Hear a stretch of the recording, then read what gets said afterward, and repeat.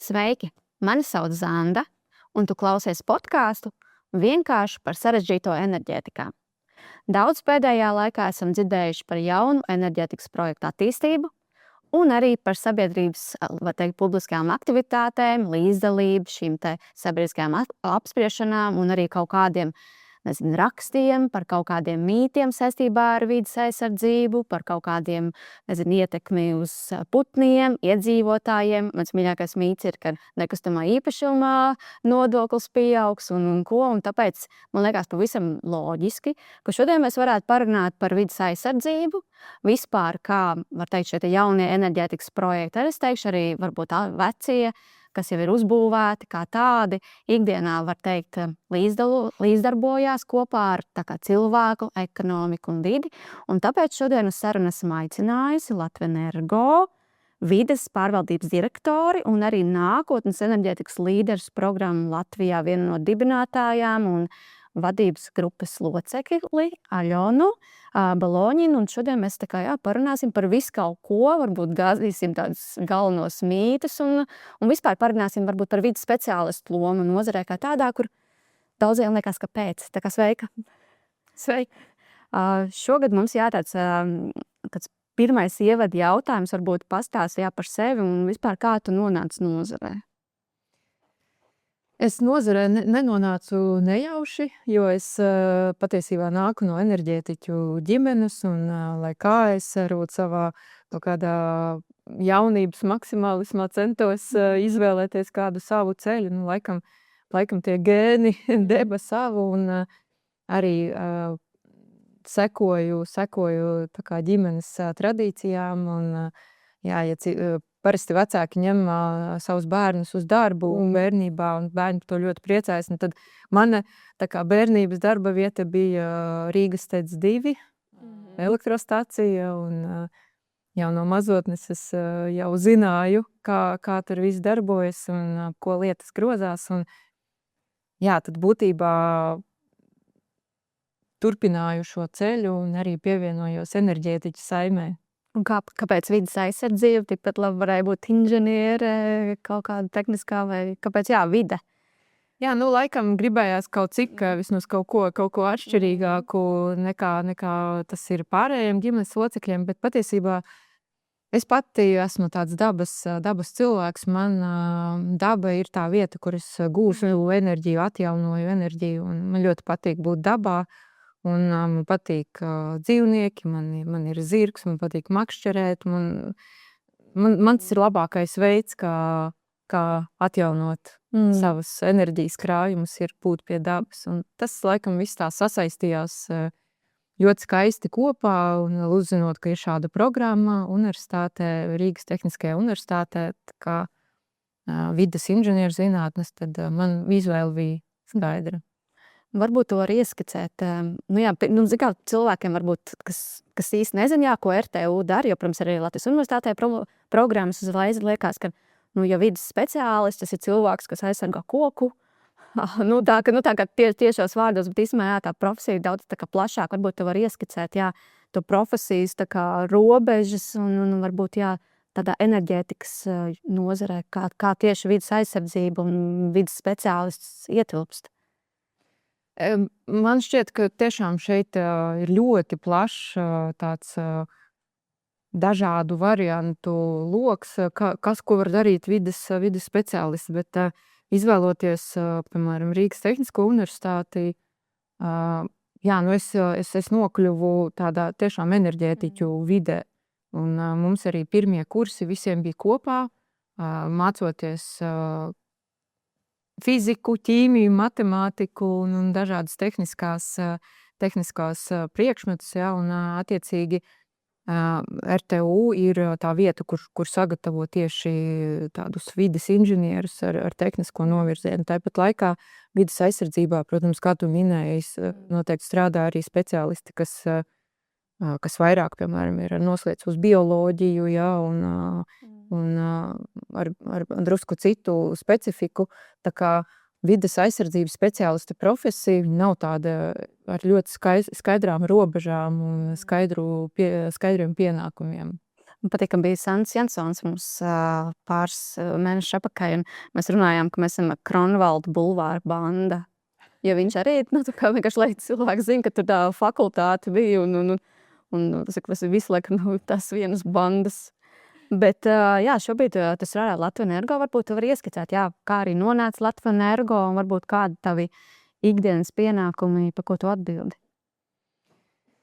Es Latvenergo nonācu diezgan jau sen, vai vēl studiju laikā, jo patiešām man arī likās, ka šis ir uzņēmums, kurš visplašāk strādā un vispiemērotākais man ar manām zināšanām un interesi par gan enerģētiku, gan vides aizsardzību. Un tā tiešām bija interesanti, gribējās iegūt tās plašās iespējas attīstīties un strādāt ar dažādiem aspektiem, varbūt ne tik ļoti sašaurināt savu kaut kādu kompetences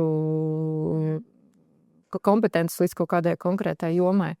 Un es jau būtībā studiju laikos par enerģētiku arī rakstīju savus diplomu darbus, gan bakalaura darbu, kurš bija par TEC 1 pelnu lauku teritorijas sakārtošanu, gan arī maģistra darbs bija veltīts enerģētikai. Un, jā, sekoju līdzi aktualitātēm, un tiklīdz parādījās vakance Latvenergo, tad es arī pieteicos kā jaunais speciālists un arī sāku strādāt. Šogad man ir, jāsaka, jubilejas gads un 20 gadi, kopš es sāku strādāt Latvenergo. Un interesanti ir tas, ka šo gadu laikā man tiešām nekad nav bijusi tāda sajūta, ka mēs stagnējam, ka es daru kaut ko vienmuļu, ka darbs nav dinamisks, jo pa šiem gadiem vides aizsardzības joma ir ļoti mainījusies un attīstījusies. Un, ja šis sākums bija tad, kad es atnācu strādāt uzņēmumā, tad vairāk saistīts ar to, ka jā, bija pagājis laiks, kopš mēs bijām pievienojušies Eiropas Savienībai, bet tās vides aizsardzības prasības joprojām bija daudzas, teiksim, jāpārņem un jāsaprot, un šis darbs bija vairāk vērsts uz tādu atbilstību normatīviem aktiem un tādu sakārtošanu visiem procesiem, atļaujas ražotnēm, jā, un vairāk fokus bija uz to, bet kā šī vides aizsardzības joma ir transformējusies, būtībā šis pienākumu loks ir ļoti paplašinājies, jo tas, kā uzņēmumi šobrīd redz vides aizsardzību, tas savā ziņā ir saistīts gan ar Eiropas Savienības tālāko regulējumu attīstību un ar to, ka kopumā šis arī enerģētikas būtībā šī virzība un scenāriji, viņi kaut kur savā ziņā ļoti cieši sasaistīti arī ar klimata pārmaiņām un ar nepieciešamību mazināt klimata pārmaiņas, un enerģētika ir šo pārmaiņu centrā, varētu teikt, un nācis klāt arī diezgan daudz no tāda plašāka normatīvā regulējuma arī, kas ir saistīts ar ilgtspējas ziņošanu un ar vien jaunām prasībām, kas vides aizsardzības jomā nāk. Būtībā tādā organizācijas struktūrā vides aizsardzība ir interesanta ar to, ka tu esi iekšā gandrīz visos procesos.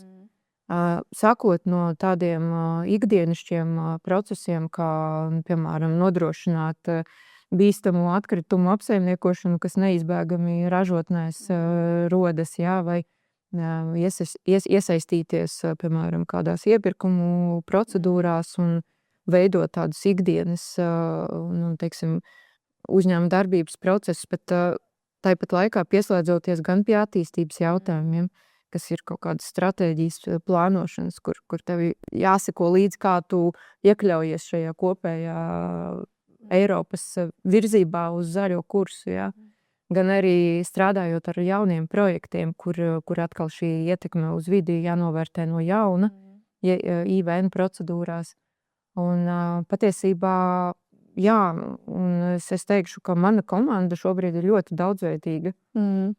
Ir, varbūt tie amati ir kaut kur līdzīgi skan, ja vides aizsardzības speciālisti, bet Viens, piemēram, strādā ar emisiju aprēķiniem, jā, cits vairāk ar kādiem strateģiskiem jautājumiem vērtē jauno projektu ietekmes uz vidi. Mūsu komandai arī pievienojušies ornitologi, kas ir pilnīgi tāds jauns amats un jauna pieredze mūsu uzņēmumā. Tādēļ es teiktu, ka šī joma ir tiešām ļoti dinamiska, ļoti attīstījusies un ar ļoti daudzveidīgu un tādu pienākumu klāstu. Es pat kādu laiku strādājos vidas aizsardzības jomā, es to pilnas klausos, un tāds liekas, ka vienkārši tas mīts, kad vidas speciālists ir kaut kāds viens karējus kaut kādā jomā, man liekas, sen ir beigušies, ka tiešām tā ir gan, tā kā tu tagad mācies MBA, un kaut kā tur tāpatās ekonomika apakšā, tev visu laiku jādomā arī par šīm lietām, ko tu saki, iepirkums, tad inženiertehniskie risinājumi, vispār saprast, kas tāds ir tehnoloģisko procesu un šo ietekmes uz vidi novērtējumu. Vispār saku, aleluja visiem vidas speciālistiem un gribētos, laikam, lai vairāk viņi mums arī ir un kompetentāk, tā kā ļoti, ļoti labi. Bet, kāpēc mēs arī tev uzaicinājām uz sarunu, jo, protams, pēdējā gada laikā, var teikt, pēdējos 2 gados, mums sabiedrības līdzdalība visos kaut kādos jaunos topošajos projektos, baigi pieaugusi un pat dzīvoju Ropažu novadā, kur braucot Ulbrakā uz sētas redzēsi plakāts dedzinātavām nē, vai vienkārši jebkuru veidu projektiem, visu kaut kādu aktivitāti notiek. Varbūt tu vari ieskicēt no savu skatu punktā. Nezinu, negribu teikt nomierināt, bet arī, piemēram, Latvijas Energo plāno šos attīstības projektus.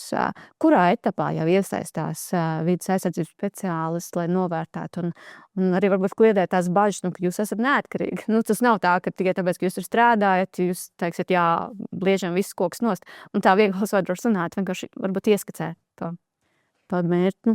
Jā, es teikšu tā, ka vidas aizsardzības speciālisti, un tas tā ir arī tas viens no tādiem priekšnosacījumiem patiesībā vides pārvaldībā un arī projektu plānošanā iesaistās ļoti agrīnā stadijā. Jo šis ietekmes uz vidi novērtējuma process ir tas, kurš var ietekmēt būtiski gan projekta būtību, gan termiņus. Un tāpēc tas ir arī projektu attīstītāju interesēs patiesībā šīs visas lietas jau sākt skatīties ļoti agrīnā stadijā. Un es teiktu, tās bažas arī savā ziņā var kliedēt ar to, ka šīs vidas aizsardzības prasības un IVN process, viņš diezgan ir regulēts Eiropas Savienībā. Ne tikai Eiropas Savienībā, bet arī Latvijā. Es vienreiz piesēdos un saskaitīju, cik normatīvie akti vides jomās var attiecinām tikai uz mūsu uzņēmumu, un man sanāca vairāk kā 100. Tātad dažādi regulējumi, kur detalizēti arī tiek aprakstīts dažāda veida gan robežlielu un metodoloģijas novērtēšanai. Un tādēļ ir kaut kādas lietas, ko var sākotnējā projekta stadijā jau saprast, ka šajā teritorijā vai šādā projekta sastāvā tas īsti nebūs īstenojams. Un, attiecīgi, jau tāda sākotnējā korekcija projektiem jau tiek veikta diezgan agrīnā fāzē. Un kā jau varbūt neatklājot detaļas, bet jūsu organizācijas iekšienē, tiek plānots kaut kāds projekts, šīs te vidas aizsardzības prasības, to uztver tā kā mierīgi, kad tā kā vairāk pār šķērsli vai tā kā iespēju, kā tādā ikdienas darbā. Ir dažādi, un es neslēpšu, ka, protams, kad cilvēkiem deg acis par projektu, kurš ir īpaši labs kopumā Latvijas ekonomikai un ilgtspējai, un tad atnāk vidas aizsardzības speciālists ar garu, teiksim, prasību sarakstu, kas šeit ir jāievēro, iet dažādi. Bet kopumā es domāju, ka mūsu komandas kļūst arvien saliedētākas, jo es teiktu, tā lielākā varbūt tas izaicinājums ir tas, ka, kā tu minēji, ļoti sarežģīta šobrīd šī joma kļūst ar daudziem tehniskiem aspektiem un regulējuma aspektiem, un nevienmēr ir viegli to izskaidrot citām iesaistītajām struktūrvienībām, par to, ka šīs prasības ir un eksistē, un tās nav mūsu tādas vēlmes kaut ko pārspīlēti zaļināt, jā, vai izdarīt virs šīm prasībām. Bet es domāju, ka mūsu uzņēmumā tas strādā diezgan labi. Mēs strādājam cieši visi kopā ar projektu komandām un jau projektu vadītāji arī ļoti izglītot un informēti par vides aizsardzības prasībām.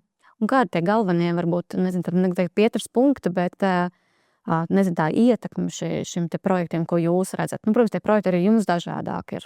Tu vari atjaunot piesārņojošos darbības atļauju, tev būs tur viena ietekme uz vidi, nezinu, vēja parkiem būs citi, saules parkiem citi. Varbūt tam cilvēkam izskaidrot, kāda tā galvenā ietekme, nezinu, top 5. Vai tomēr atšķirās no? Ļoti, ļoti atšķirās, bet tāds standarts būtībā, ko vispār vērtē projektos, ir arī ietekme uz cilvēku.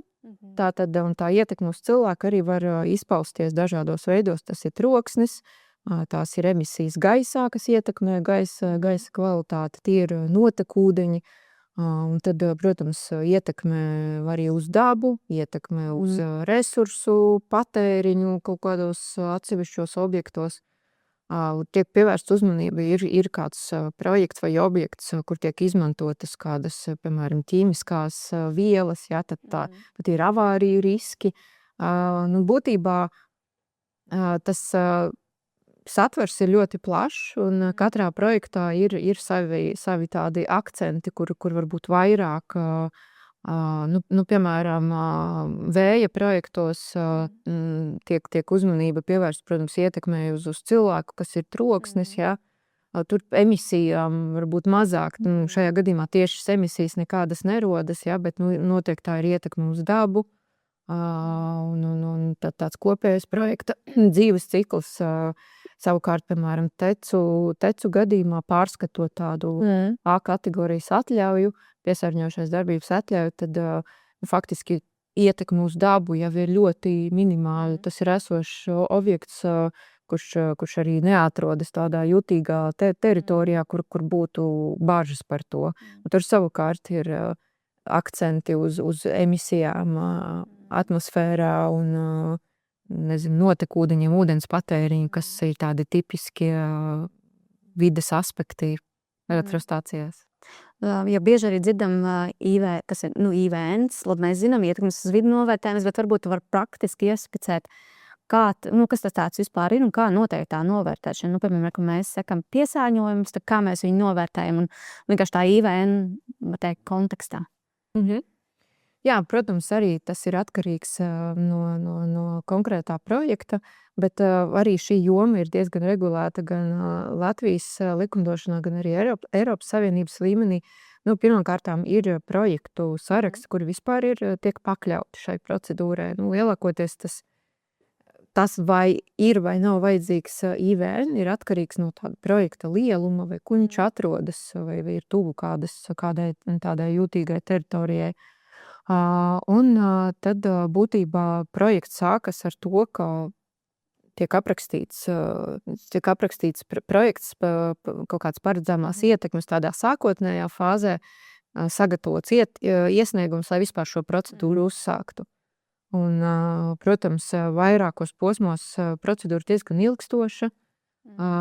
Grūti pat nosaukt tās termiņus, tiešām ir arī atkarīgs no daudziem aspektiem, bet parasti kā mazāk par gadu neviens cauri netiek, jā, bet arī šajā procedūrā vairākos posmos tiek arī iesaistīta sabiedrība, tiek dot iespēju arī izteikties un uzklausīt viedokļi.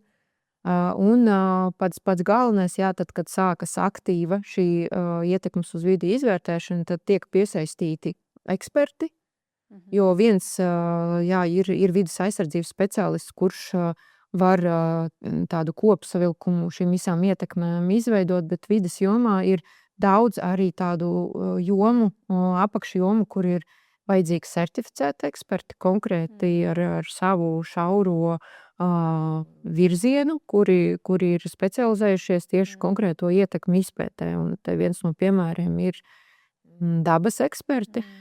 kur, piemēram, vēja parku kontekstā tiek piesaistīti gan certificēti ornitologi, biotopu eksperti, sikspārņu eksperti. Jo attiecīgi šis ziņojums, IVN ziņojums ir sava veida tāds faktos, datos balstīts, tāds pusē tāds zinātnisks darbs, kurš tiešām izvērtē detalizēti visus ietekmes veidus, kas var rasties no šī projekta. Tad būtībā, ja man sākumā es tur esmu paredzējis, 20 turbīnas, man iecer, tad atnāk šie tā eksperti un pasaka, nē, var tikai 10. Tās, pārējās 10 kaut kā ļoti ietekmē. Vai, tā arī praktiski notiek, tas alternatīvi izvērtējums. Tā arī praktiski notiek. Es pat teiktu, ka vēja parku gadījumā ir pat reizēm liederīgi šos biotopu putnu ekspertus jau palaist teritorijā, jau pat pirms IVN uzsākšanas, lai arī saprastu, ar kādu vispār projektu tu vari iet un tālāk jau pētīt šīs ietekmes. Bet patiesībā, IVN procesā tiek atfiltrētas tomēr tās turbīnas, kuras ir ar būtisku ietekmi no dažādiem aspektiem. Jo ir tādas turbīnas, kuru izbūve vienkārši nav pieļaujama, tad tiek izsvītrotas no šī kopējā turbīnu skaita. Bet ir arī tādas, kurām, piemēram, tiek piemērot kaut kādi ietekmi mazinošie vai kompensējošie pasākumi, respektīvi, ja tu gribi šo konkrēto turbīnu izbūvēt, tad tev pretī ir jāīsteno kaut kādi pasākumi. Un rezultātā, tad būtībā diezgan daudz projektus modificējas. Es esmu dzirdējis arī sabiedrības izteiktās bažas, ka saskaita kopā tos projektus, kas ir IVN fāzē un mēģina to pozicionēt kā tādu kopējo vēja turbīnu skaitu, kas Latvijā tiks izbūvēti.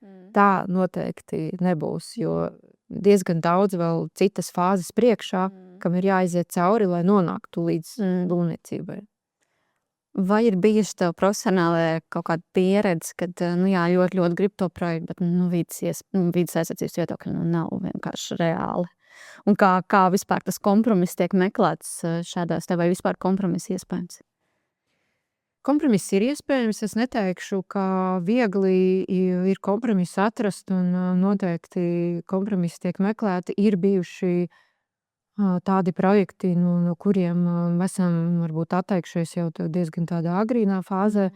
Vēja parku gadījumā tas tā vairāk ir tāda sāpīga tāda atteikšanās no atsevišķām turbīnām, jo, protams, skaidrs, ka no tāda ekonomiskā, no enerģētikas viedokļa un arī no zemes izmantošanas viedokļa tāds kompakts vēja parks ar pēc iespējas vairāk turbīnām ir tāds racionāls risinājums, un efektīva, teritorijas izmantošana, efektīva pieslēguma izmantošana.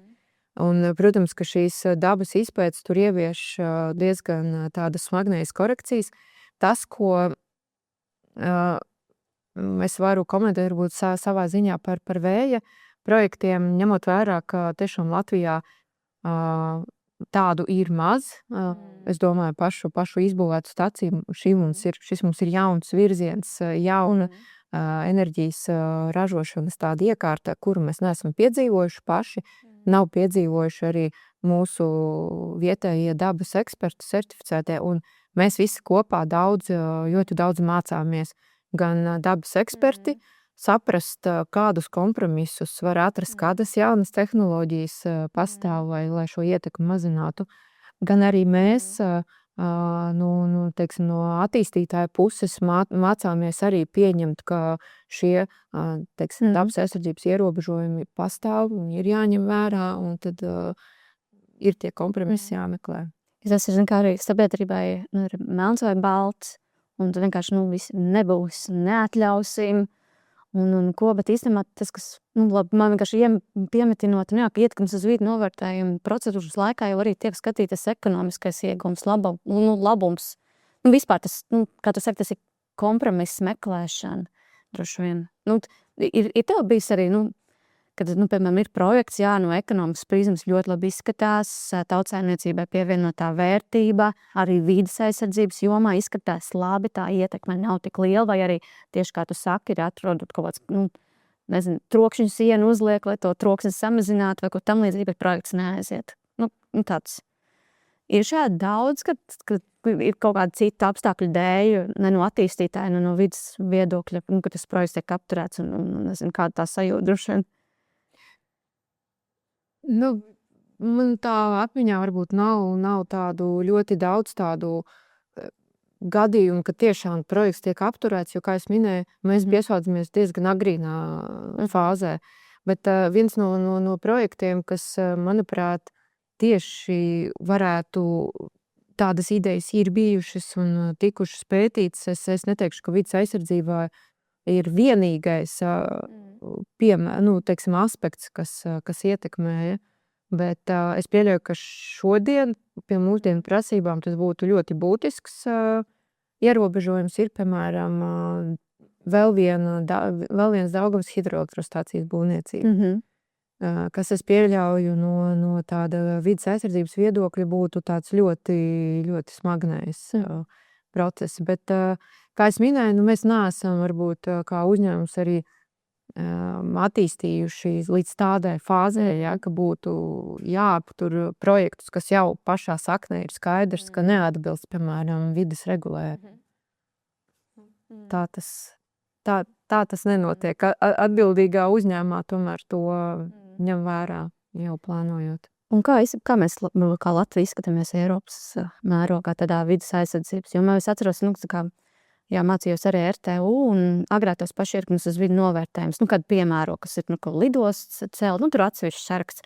Un man pat liekas, ka mums tie tā kā vietējā normatīvā regulējuma prasības, kad piemēro bija augstāks nekā Eiropā noteiktās, vai es kļūdos, palabo, kā mēs izskatāmies. Vai arī par to Rail Baltica, es atceros, vispār arī runāja, ka viņš būs, tad Lietuva teica, ka mums tur parks, tur sliedz cauri, mums uzreiz, tur šitas un tas. Un kā tu to redzi? Man šķiet, mēs esam ļoti piesardzīgi, reizēm pārlieku piesardzīgi, vērtējot šīs vides prasības. Kopumā, manuprāt, šis regulējums ir diezgan loģiski nāk no Eiropas, ir diezgan līdzīgs. Protams, tā atšķiras šī ieviešana. Mēs esam salīdzinājuši ar ietekmes vidu novērtējumu procedūras. Nav tā, ka mums ir pašas smagnējākās Eiropā. Tā noteikti nav. Ir valstis, kur šie procesi ir vēl garāki, vēl smagnējāki.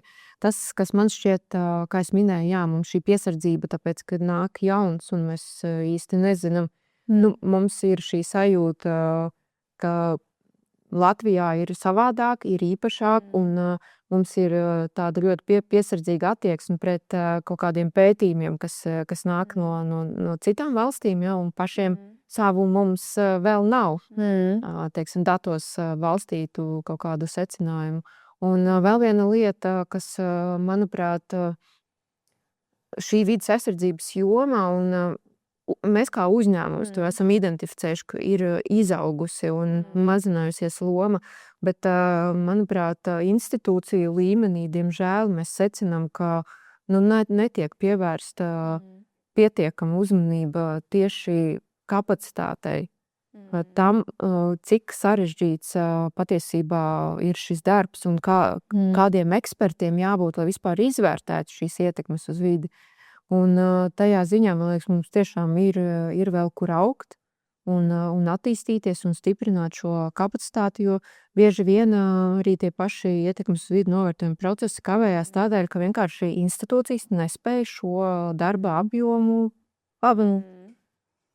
Piekrīt. Tagad parunāsim par mītiem, kas ir sabiedrībai droši vien svarīgākais.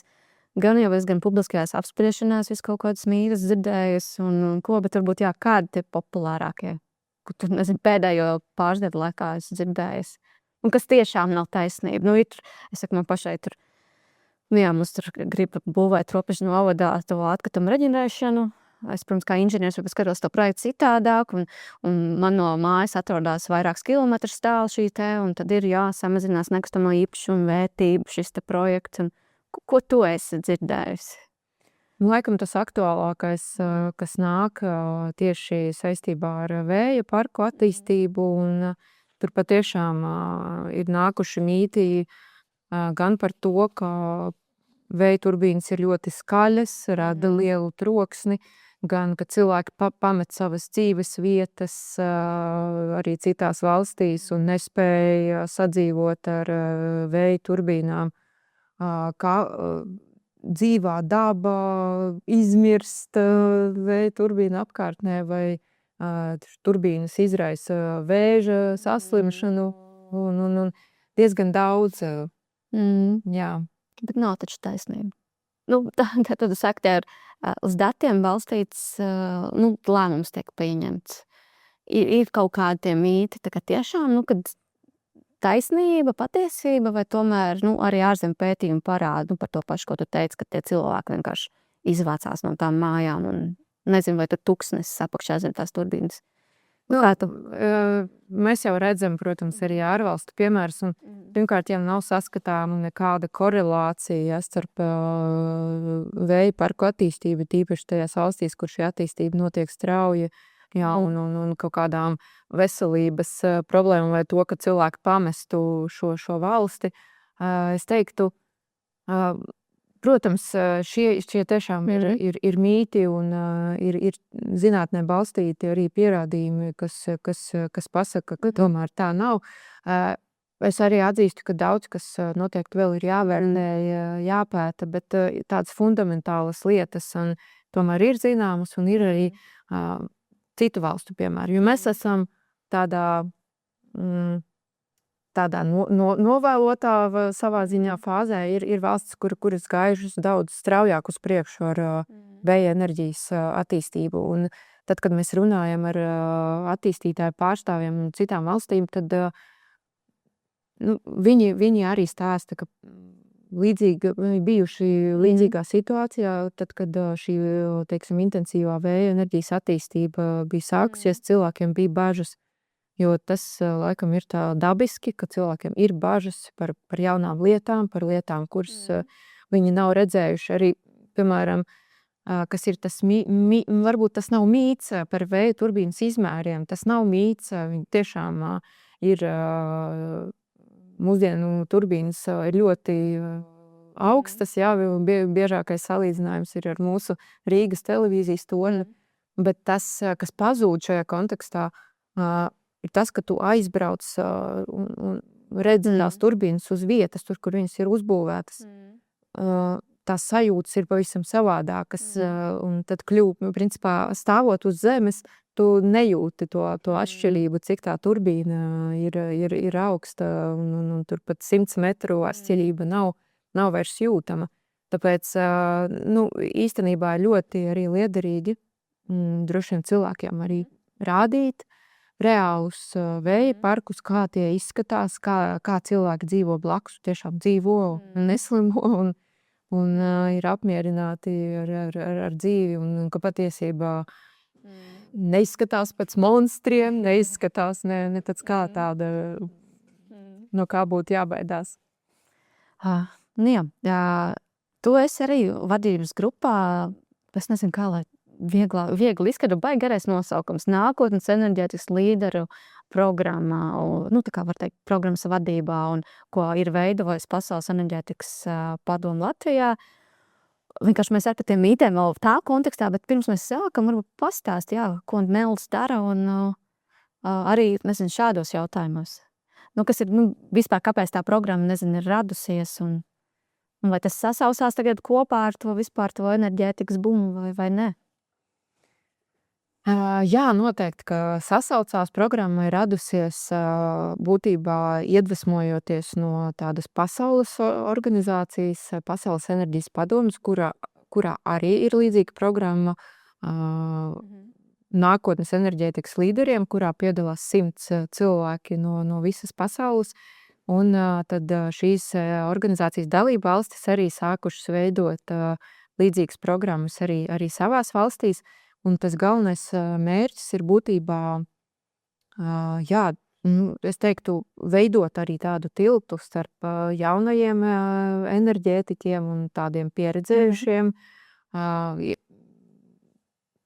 Gan Latvijas līmenī, gan starptautiskā līmenī nākt kopā, risināt enerģētikas dažādus jautājumus, arī gāzt mītus un iesaistīt, ņemot vērā, ka enerģētika būtībā ir šobrīd tāda ļoti plaša nozara, kurā ir vajadzīgas ļoti daudzveidības kompetences, tad arī mēģināt dažādot šīs kompetences un nākt kopā ar tādām jaunām, svaigām idejām, apmainīties ar informāciju, ar idejām un stāstīt arī plašākai sabiedrībai, kā tad patiesībā ir ar to enerģētiku. Jo jā, viens no tiem uzdevumiem ir tas sabiedrības informēšana, un tas, ko es noteikti gribu šodien parunāt, arī ka Nels kopā ar Lejā strādā pie projekta par atjaunojamo energoresursu elektrostaciju ietekmes izpēti kā pamats dialogam un uzticamībai ceļā uz klimata noturīgu sabiedrību, kas to par EKI 9 līdzfinansējumu. Bet jā, kāpēc šāds projekts? Mēs vienkārši iepriekš pieskārāmies tiem mītiem, vai tas sasaucās tā kā kopā, ka tas būs tiem datiem balstīts lēmums, ko sabiedrībai kā izmantot. Ja tur, protams, arī viss, kas darbojās Nelā, ir neatkarīgi un kaut vai nāk jau no kaut kāda savu profesionālā background, ja tā var teikt, tā ir tāda neatkarīga organizācija. Varbūt pastāst par to projektu, kāds ir mērķis tam un kas tad tiks skatīts.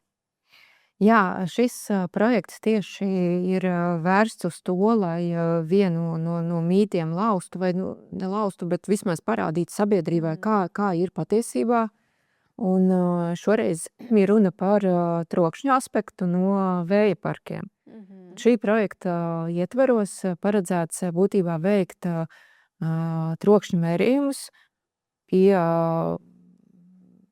eksistējoši jau vēja parka tuvumā. Vēja parks drīzumā arī sāks darboties, tā ir Laflora Energy vēja parks, un attiecīgi ievācot šos jau konkrētos datus pie dažādiem darbības režīmiem, dažādiem laikapstākļiem.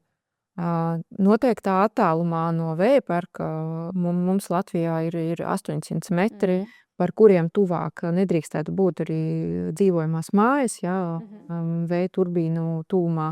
Un tad attiecīgi, liekot kopā šos visus faktorus, tad tiks veikti tieši reāli trokšņa mērījumi, piesaistot akreditētu neatkarīgu laboratoriju, kura tad izmantojot arī savas iekārtas šos mērījumus veiks. Un šie rezultāti būs sabiedrībai pieejami. Un jā, tad varēsim tiešām arī izvērtēt atbilstoši arī visām prasībām un regulējumam, kā tad ir reāli strādājušam parkam Latvijā, kādus datus mēs iegūstam.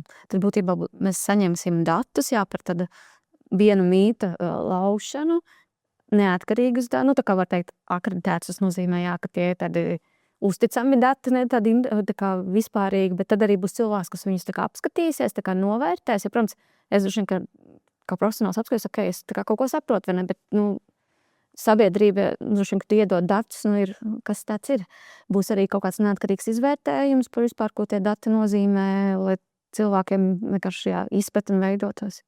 Jā, protams, projekta ietvaros arī tiek piesaistīti eksperti un arī pašas akreditētas laboratorijas, kas veica trokšņa mērījumus, apstrādājot šos vidējos trokšņa datus, arī iedot arī tādu kopsavilkumu, kurš ir salīdzināms ar eksistējošo mūsu regulējumu, ar normatīviem, kas pastāv šobrīd vides troksnim. Ir diezgan detalizēti arī likumdošanā atrunāta gan metodika, gan arī ar ko salīdzināties. Un tad attiecīgi būs arī secinājumi, būs kopsavilkums šiem visiem mērījumiem un aprakstošā daļa, kas ļaus arī saprast, ko īsti nozīmē šie skaitļi. Tad arī es kā projekta attīstītājs potenciālais arī varēšu iepazīties ar tiem datiem un arī izmantot. Tā kā viņi būs publiski pieejami, kaut kur. Jā, dati būs noteikti publiski pieejami un noteikti, ka viens no kanāliem būs arī nākotnes enerģētikas līderi,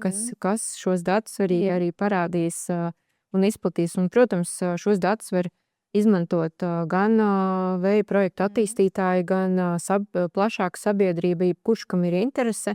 par to, jo mūsu arī iespējams arī ministrijas vai kādas vides institūcijas, piemēram, veselības inspekcija, kas atbild par trokšņa izvērtēšanu, varēs dabūt arī savā, teiksim, pārziņā šos datus un salīdzināt situāciju, kāda ir vēja parkos, jo patiesībā mūsu Latvijas regulējums paredz šo attālumu, šos 800 metrus, kas tā kā ierobežo dzīvojamo māju atrašanās vietu, vietas, teiksim, tuvumu no vēja turbīnas, bet ir valstis, kur šis regulējums ir savādāks, un tieši troksnis ir tas aspekts, kurš nosaka attālumu, kāds var būt līdz vēja turbīnai, un tad attiecīgi šis attālums var būt mazāks vai lielāks, jo daudz kas ir atkarīgs arī no šī fona trokšņa, kāda ir teritorija, kādi esošie trokšņa avoti jau ir, piemēram, ceļi rada ļoti pamatīgu troksni, ceļa satiksmi, ja, un attiecīgi ir valstis, kur atkarībā tieši no šādiem novērtējumiem un tā sumārā trokšņa arī tiek plānota šī vēja parku attīstība. Un vienkārši tādā kontekstā, kad sabiedrība vismaz mans tāds priekšstats, ka sabiedrība varbūt neusticās tiem projektu attīstītājiem, nozarei kā tādiem, tad tāda datu vākšana, tāda analīze, tad neatkarīgi varētu būt, varbūt risinājums kaut kā, lai mēs sāktu veidot vēl padziļinātāk to dialogu par vispār jebkuru enerģētikas objektu vai jebkuras, ražošanas objektu būvniecību. Kā tu uz to skaties? Ja tu to iepriekš minēji, ka mums vēl kaut kādas lietas pašiem Latvijā nav, ir šie ārzemju pētījumi, kam neusticās, un tad šis varētu būt arī kaut kāda nākotnes lieta, jau šeit ir troksnis, vibrācijas, ko atsaucās, vai kā tu to redzi? Jā, noteikti, ka cilvēki noteikti plašāk sabiedrība vairāk uzticēsies tiem datiem, kas ir ievākti tepat Latvijā, nekā varbūt ārzemju pētījumiem, un jāuzsver, ka šiem pētījumiem, šiem datiem jābūt neatkarīgiem, jo, ir arī savā ziņā tāda neusticēšanās attīstītājiem, tāpēc ļoti svarīgi turpināt šos datus vākt. Šis ir tāds, manuprāt, ļoti būtisks aspekts troksnis, jo tas tieši saistīts ar ietekmi uz cilvēku. Šajā projektā pieskarsies arī infraskaņas potenciāliem, teiksim, līmeņiem no vēja parkiem. Noteikti jāturpina šīs izpētes arī citos virzienos.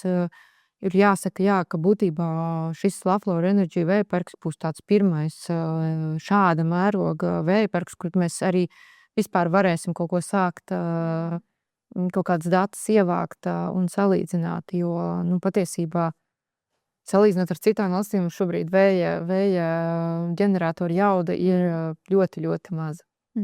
Un varbūt skatoties nākotnē, varbūt kādus galvenos izaicinājumus tu redzi? Protams, ka vēja projekta attīstība mums iet tā kā iet. Mums nāk jaunas tehnoloģijas iekšā, tas pats ūdeņrads, par ko daudz ko runā, un lielie šie, datu centri, ko arī saka, ka gan jau nākotnē būs. Kā tu skaties vispār uz tādu?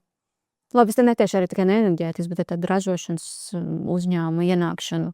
Kas būs tā galvenā izaicinājuma? Šī kompromisa atrašana starp sabiedrību un attīstītājiem? Noteikti, ka kompromisa atrašana, tas ir ļoti būtisks aspekts. Vispār kopumā man šķiet lielākais izaicinājums enerģētikā, arī nākotnes enerģētikā ir tāds, ka šī nav nozare, kur viss notiek ātri. Kur var ātri pieņemt lēmumu, izdarīt un ražot. Jebkuri projekti, jebkura attīstība, kā mēs redzam arī vēja projektu kontekstā, kur var paiet līdz pat 10 gadiem, kamēr vispār tu saņem atļauju kaut ko darīt un mūvēt. Bet tie lēmumi ir jāpieņem šodien. Un ir liela nenoteiktība par notiekošo, ir ļoti tāda nestabila arī ģeopolitiskā situācija un daudzi faktori, kas šo ietekmē, un patiesībā enerģētiķiem ir patiešām sarežģīts uzdevums, saprast un pieņemt lēmumus, investēt tehnoloģijās. Un tāpēc šīs mūsu investīcijas vēja enerģijā, kas ir vērstas tieši uz mūsu neatkarību, uz mūsu izaugsmi, es tiešām ļoti ceru, ka tā ir tā mūsu nākotne, ko sabiedrība pamazām arī iemācīsies pieņemt un ieraudzīt arī to būtisko un šos ieguvumus, kas nāk līdz ar šo tehnoloģiju attīstību. Bet kopumā es domāju, ka enerģētika ļoti strauji vispār mainās, transformējas, un ir arī interesanti tas, ka pieaug arī patērētāja loma. Patērētājs vairs nav tik ļoti, teiksim, ierobežots varbūt savās kaut kādās izvēles. Viņš šobrīd ir jau tāds aktīvs sistēmas dalībnieks, viņš var pats ražot, viņš var pats pārdot elektroenerģiju, viņš var pielāgoties tirguma, līdz ar to tā dinamika patiešām ir ļoti liela, un tādēļ arī ļoti tiešām svarīgi strādāt ar sabiedrību un skaidrot enerģētikas dažādos aspektus, lai visiem kopā veidotu tādu ilgtspējīgu energosistēmu. Varbūt tāds noslēguma jautājums arī par tevi, un ņemot vērā, ka tu esi Latvenergo 20 gadi. Es viena no šīm arī, var teikt, jauniešu programmas dibinātājām. Kas varbūt tev motivē turpināt arī darbā ar jauniešiem? Tieši, vai tas ir NELS, es nezinu, vai vienalga kāda cits projekts nākotnē. Kāpēc tas ir būtiski? Ka tie jaunie profesionāļi tiek uz to nozari bīdīt, un tas ir tāds ilgspējas jautājums, vai kas tev motivē būtībā darboties? Mani motivē tas, ka es redzu, kā es minēju, kā šī joma ir transformējusies, izaugusi, un man ļoti, ļoti gribās, man šķiet patiešām, ka šī ir aizraujoša joma, nozare, un šeit ir vieta ļoti daudzām profesijām. Un es ar teiksim, kā minēju, ar tādu enerģētikas vispār tādu būtību asinīs savās, un es jūtu to vajadzību tiešām šo jomu attīstīt, un man tiešām priecē šie jaunie, teiksim, prāti, spējīgie, kas ienāk šajā nozarē un palīdz arī to veidot ilgtspējīgu, teiksim, tā zaļāku, pārdomātāku un ar tādu lielāku atbildību. Un es tādēļ man šķiet, ka ir tiešām svarīgi arī aicināt un pozicionēt, ka visas profesijas šobrīd ir varbūt saistītas ar enerģētikas nozares attīstību. Te ir tiešām daudz ko darīt. Paldies tev par sarunu!